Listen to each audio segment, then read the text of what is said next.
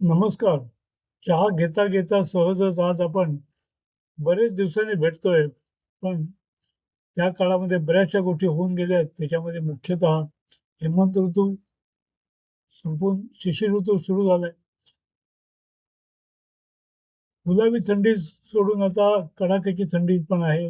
मुंबईत यावेळेला गारवा जाणवतो. याचा अर्थ देशभरात विशेषतः अ, समुद्र किनाऱ्यापासून दूर बऱ्यापैकी थंडी जाणवत असेल यात काही शंका नाही. शिशिर ऋतूचं महत्त्व हे की शिशिर ऋतूमध्ये अधिक प्रमाणात कोरडेपणा आलेला असतो, थंडी जास्त असते. त्यामुळे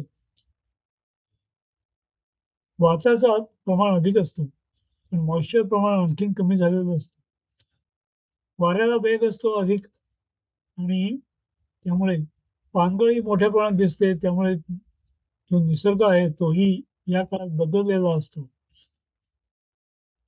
त्यामुळे ह्या काळामध्ये आपल्याला काही काळजी घ्यायला पाहिजे आणि मुख्यतः त्वचा अधिक प्रमाणात कोरडं होणं, क्वचित त्याला भेगा पडणं, कोरडा खोकला किंवा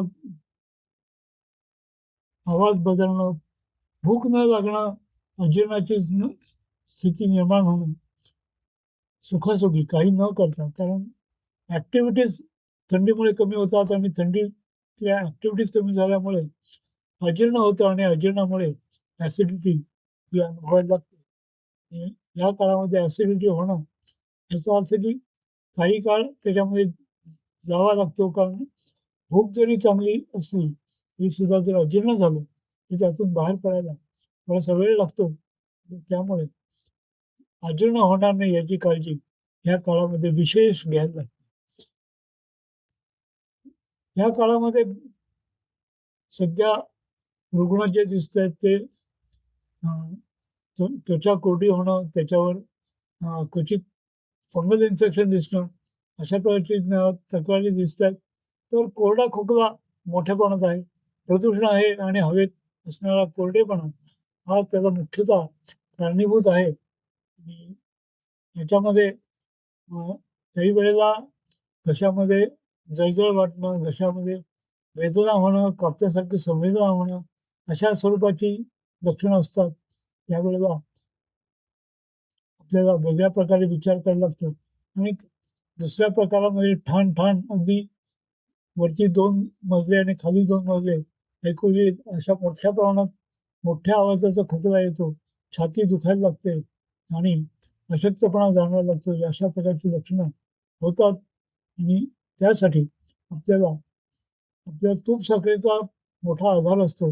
तूप हा वात आणि पित्त दोघांनाही कंट्रोल करतो आणि त्यामुळे तूप साखर आणि जिरेपूड, तूप साखर आणि सैंधव, तूप साखर आणि आवळ्याची पूड अशा स्वरूपाची औषधं तसंच त्याच्याबरोबर दृष्टिमधाचं चूर्ण असायला हवं आणि त्यातून अ, या प्रकारचा खोकला जो आहे याला उपाय होतो आणि नक्की होतो.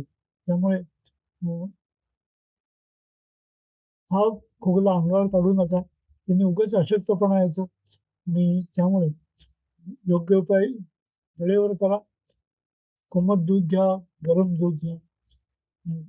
ज्यांना दूध मानवत नाही त्यांच्यासाठी वेगळा विचार करावा लागेल. पण मग मुगाचं सूप कडक घेणं, त्याच्यामध्ये दालचिनी, लवंग, वेलची अशा प्रकारच्या कुठली करून घेणं, अशा स्वरूपाचा उपाय हे होऊ शकतात.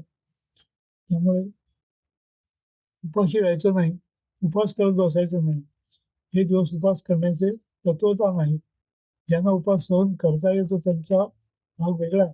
पण तरीसुद्धा हे दिवस उगाच उपवास करण्याचे नाही. यावेळी योग्य ते खायला पाहिजे, योग्य तो व्यायाम घ्यायला पाहिजे आणि आपली तब्येत चांगली राखायला पाहिजे. इथेच थांबतोय. शिशिर ऋतू आहे. नक्की काळजी घ्या. माझं चॅनल सबस्क्राईब करा, शेअर करा आणि लाईक करा. जय जय रघुवीर समर्थ